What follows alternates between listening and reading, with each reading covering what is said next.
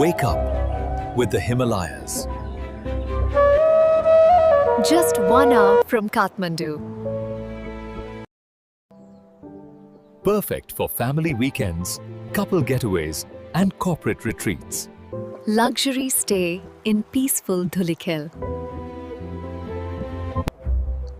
Mundhum Mountain Resort, Dhulikhel Kavre.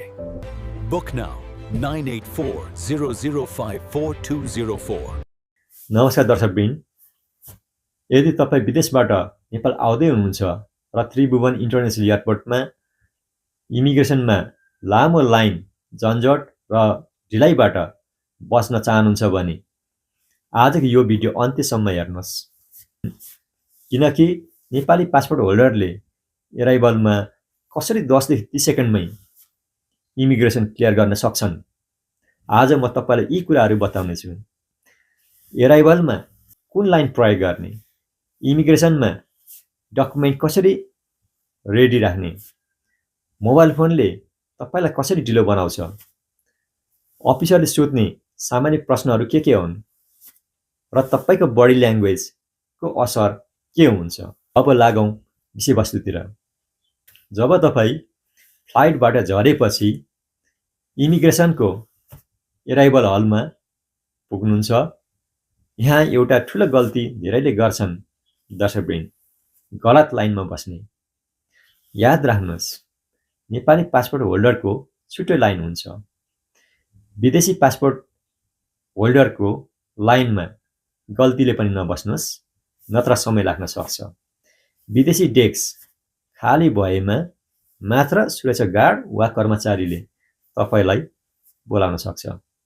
डकुमेन्टहरू के ready गर्ने, इमिग्रेसन काउन्टरमा पुग्नु अघि नै हातमा यी डकुमेन्टहरू तयारी अवस्थामा राख्नुपर्ने हुन्छ।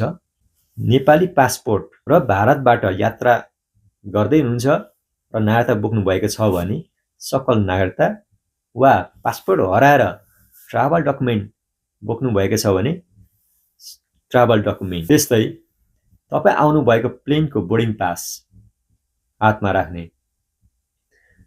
पासपोर्टमा बद्दा खोल लगाएको भए निकाल्ने। खोलको कारणले पासपोर्ट स्क्यानरले स्क्यान गर्ने समस्या हुन्छ र स्क्यान गराउनको लागि थप समय लाग्न सक्छ र ढिलो हुन्छ। कुनै पनि डकुमेन्ट अफिसरलाई खोज्न नपर्ने बनाउनु नै छिटो क्लियर हुने पहिलो फर्मुला हो। मोबाइल फोनले कसरी ढिलो बनाउँछ दर्शकवृन्द, इमिग्रेसनको लाइनमा पालो आउने बेला फोन नचलाउने, साथीसँग पछाडि फर्केर गफ नगर्ने, फोनमा कुरा नगर्ने, फोनमा भिडियो हेरेर नबस्ने, यी सबैले तपाईप्रति इमिग्रेसन अफिसरको नेगेटिभ इम्प्रेसन पर्छ, तपाईलाई होल्ड गरिदिन सक्छ। मोबाइल फोन साइलेन्टमा राख्ने, हात खाली, आँखा अगाडि, काउन्टर खाली भए तुरुन्त जाने। यसो गरेमा तपाईको इमिग्रेसन क्लियर छिटो हुन्छ।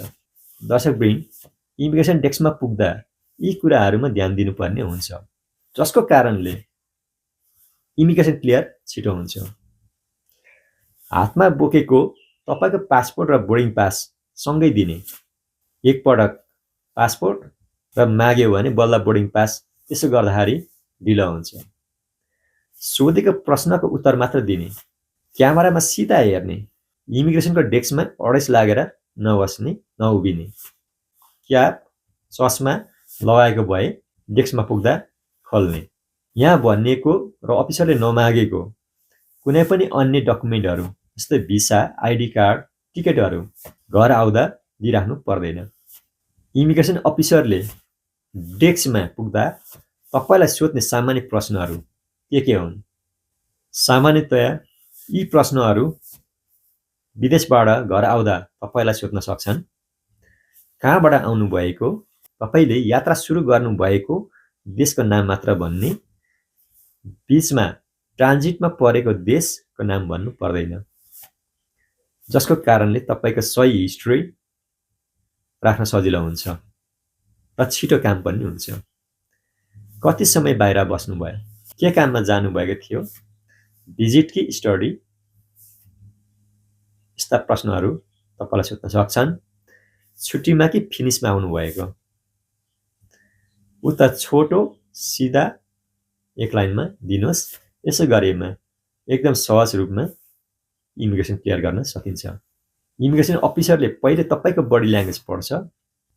नर्भस, डराएको र प्रश्न सोद्धाखेरि झर्किए, ओभर स्मार्ट हुन खोजे, अफिसरले थप प्रश्नहरू गर्न सक्छन्। आरोप र दोषभन्दा मुस्कान र मिठो बोली सबैलाई मनपर्छ दर्शकवृन्द। यात्री र कर्मचारी दुवैले एक अर्कालाई सम्मान गर्न सिकौं र सिक्नुपर्ने हुन्छ।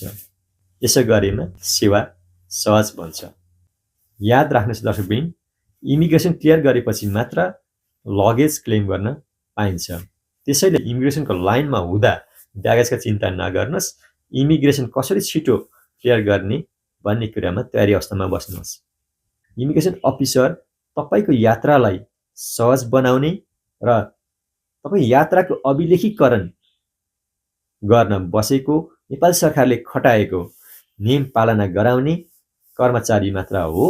यति बुझे 10 देखि 30 सेकेन्डमै सजिलै इमिग्रेसन क्लियर गर्न सकिन्छ र इमिग्रेसन क्लियर गरिसकेपछि तल सेक्युरिटी चेक हुँदै फर्स्ट फ्लोरमा लगेज पिकअप गर्न सकिन्छ। यति बुझे 10 देखि 30 सेकेन्डमै इमिग्रेसन क्लियर गर्न सकिन्छ। कहिलेकाहीँ सिस्टमले काम नगरेमा केही समय लाग्न पनि सक्छ। दर्शकवृन्द, यदि यो भिडियो तपाईलाई उपयोगी लाग्यो भने लाइक गर्नुहोस्, च्यानल सब्स्क्राइब गर्नुहोस्, विदेश जाने आउने सबै साथीभाइलाई आफन्तलाई शेयर गर्नुहोस्। कसै न कसैलाई काम लाग्न सक्छ। धन्यवाद। Safe travel.